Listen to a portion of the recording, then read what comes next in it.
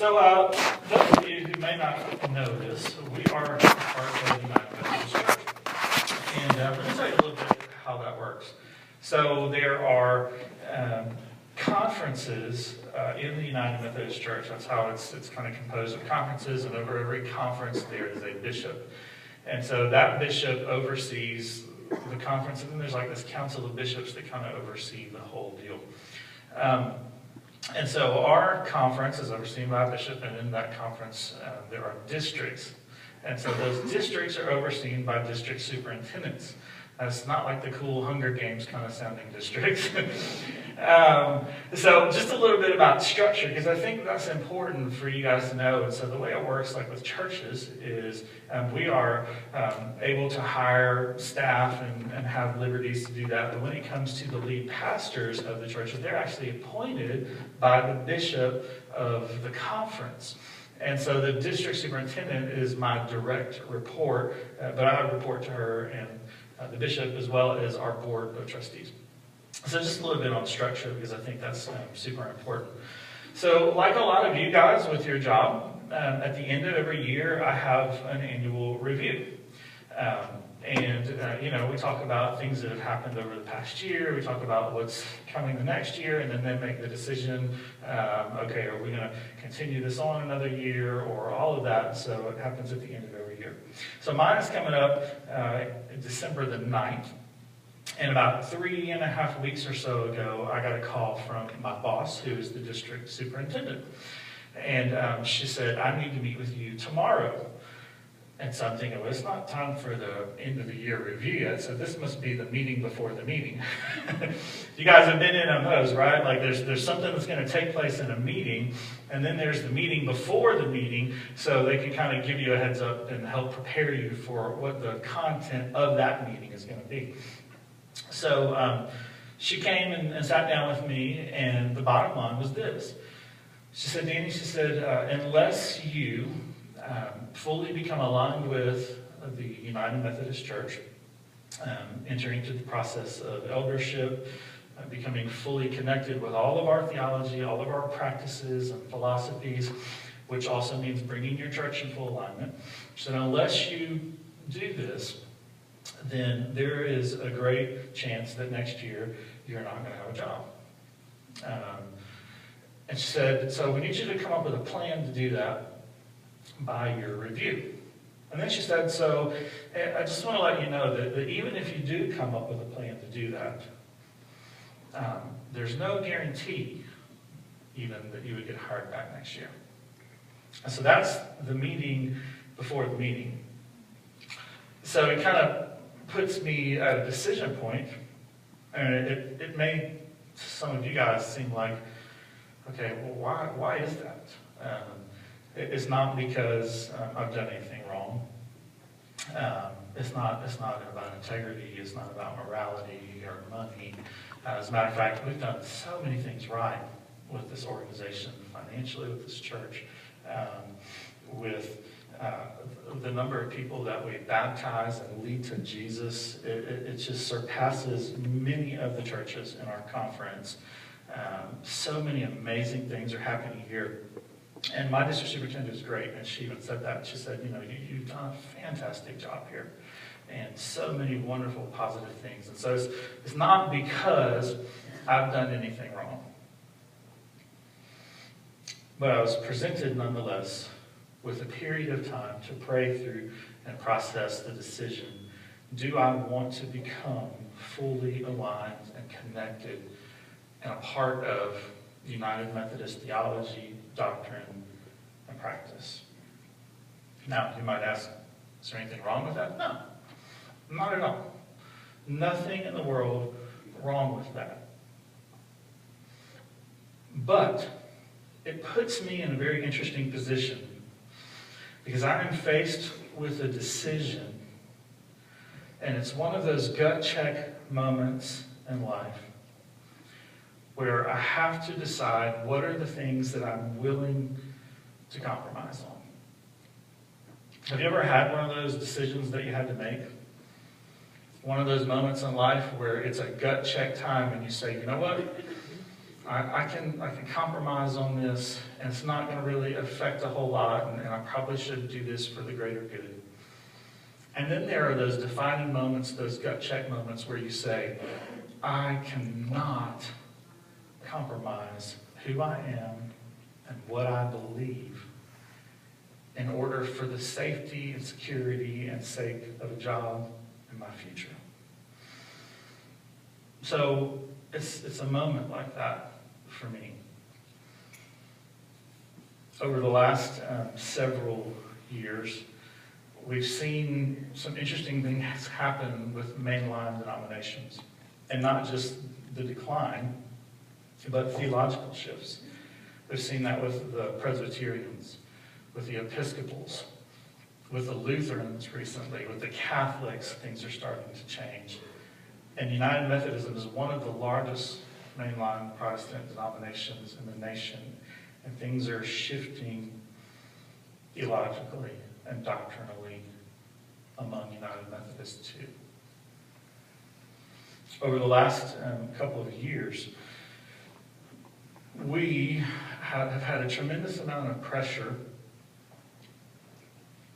to look and feel and become more Methodist. It's ironic because the church, New Song, in 1998 was founded on the premise of being different and not looking very Methodist. And so the tension now is to bring it back in and to make it look more Methodist. There's been a lot of pressure on me, our board, our staff, to do things like this. Now, let me kind of explain it to you in this way. I think this is a good way to look at it. So, in your home, you have cosmetic issues, and then you have foundational issues. Cosmetic issues is the color of that funky paint that your husband or your wife picked out, right? That's a cosmetic issue. And you can live with that. But every time you look at that wall, you're like, golly, I should not have listened to them. In our family, it was a refrigerator several years ago. I did not want the refrigerator, and we got it, and every time it started making ice, it was noisy. First world problem. That's a cosmetic thing. But the color of your carpet, the kind of floor that you have, those are things that while they irritate you, and they may seem significant to you and to others, you can live with them. And then there are foundational issues. There are issues with if your house is on a slab, is your slab level? Is it square? Was the mixture right? Is it going to crack? Thanks, man. Really appreciate that. I forgot my water. Thanks, John. Love you, man. So there's the foundational stuff. Your slab, if your house is like mine is, up off of the ground, you've got footings and brick columns and all that's got to be square and everything. And if any of those things are out of line, then you have major problems. As a matter of fact, Jesus even talked about that, about building your house on a solid foundation. It's really important. Doctrinal, theological issues are foundational issues that you build your faith and your life and your family upon. Now, for us, some cosmetic kinds of issues that we faced over the last couple of years that we've talked about some of this here and there with some of you guys, but we hadn't made a big deal about it because we said, we can submit to this, we can live with this, we can figure out how to manage the tension. Financially, that's kind of a cosmetic issue for us. My first year, the year before I came as lead pastor of New Song Church, the church had only given $8,000 to the United Methodist Church as part of, a lot of you guys don't know this, we have to do what's called an apportionment. So we pay a percentage, an amount of money every year to the United Methodist that goes to all sorts of things. And you can jump on their website and find out how that's divided up, probably really educational. So that first year, we gave $8,000, or the year before, rather, I was pastor. And then the first year that I became lead pastor, we doubled that. We gave $16,000. And then the second year I was lead pastor, we doubled that. We gave $32,000. And then the third year, we doubled that, and we gave, almost doubled it, about $62,000, almost $63,000, which that was 10% of what we took in that year, which in our minds was a tithe, because that's what we asked you to do, right? We talked about that a little bit in this series. And so we felt really good about that 10%, because it's the best that we could do. And even in the midst of all of this, I mean, some of you guys have been around for a few years, and you know we had to lay off some staff because we were trying to do everything we could to get New Song in good financial condition and to be able to do things like pay the money that our denomination was requesting. But yet they still request a little over 20% of our income. They want $120,000. And that's a lot of money. That's a cosmetic issue. It's an issue that we live with. It's tension for us, and we try to navigate.